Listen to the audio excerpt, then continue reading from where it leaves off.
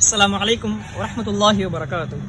ஆயிஷா ரலியல்லாஹு அன்ஹா அவர்கள் நபி ஸல்லல்லாஹு அலைஹி வஸல்லம் அவர்களிடம், யா ரசூலுல்லாஹ், நாங்கள் கபறுகளை சந்திக்க சென்றால் என்ன கூற வேண்டும் என்று கேட்டார்கள். அதற்கு நபி அவர்கள், அஸ்ஸலாமு அலைக்கும் அஹ்லத் தியார் மினல் முஃமினீன் வல் முஸ்லிமீன் வ இன்னா இன்ஷா அல்லாஹு லாஹிகூன் வ யர்ஹமுல்லாஹுல் முஸ்தக்திமீன மின்னா வல் முஸ்தஅஃபிரீன் அஸ்அலுல்லாஹ லனா வ லக்கும் அல் ஆஃபியா. கபரில் இருக்கும் முஃமினான முஸ்லிமான அனைவரின் மீதும் அல்லாஹ்வின் சாந்தியும் சமாதானமும் உண்டாகட்டுமாக.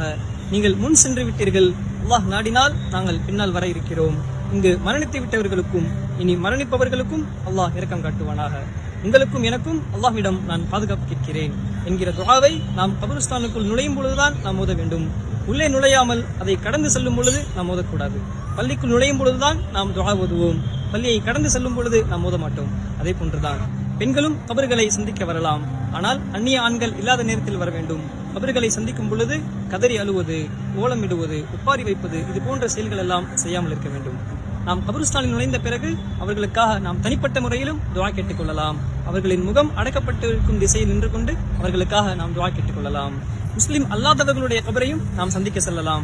ஆனால் அவர்களுக்காக நாம் பாவ மன்னிப்பு கேட்க முடியாது. நபி ஸல்லல்லாஹு அலைஹி வஸல்லம் அவர்கள் அவர்களின் தாயாரின் கபரை சந்திக்க சென்றார்கள். கபரை பார்த்துவிட்டு நபி அவர்கள் அழுது விட்டார்கள். நபி அவர்கள் அழுததை பார்த்து சுற்றியிருந்த அனைத்து சஹாபாக்களும் அழுது விட்டார்கள். யா ரசூலுல்லாஹ், ஏன் இப்படி அழுகிறீர்கள் என்று கேட்டார்கள். அதற்கு நபி அவர்கள், என்னுடைய தாயாருக்கு பாவமன்னிப்பு கேட்பதற்காக அல்லாஹ்விடம் நான் அனுமதி கேட்டேன். அல்லாஹ் அனுமதிக்கவில்லை. என்னுடைய தாயாரின் கபரை பார்ப்பதற்கு நான் அனுமதி கேட்டேன். அல்லாஹ் அனுமதித்து விட்டான். ஏனென்றால் கபரு நம்மளுடைய மரணத்தை நினைவுபடுத்தும் என்று கூறினார்கள். மரணித்துவிட்ட நம்முடைய பெற்றோர்கள், நம்முடைய சகோதர சகோதரிகள், நம்முடைய நண்பர்கள், நமக்கு பிரியமானவர்கள், நம்முடைய அனைத்து கபரையும் அல்லாஹ் வேதனை இல்லாத, தண்டனை இல்லாத கபராக அல்லாஹ் ஆக்குவானாக. சொர்க்கத்தை எதிர்பார்த்து உறங்குபவர்களாக அல்லாஹ் அவர்களை ஆக்குவானாக.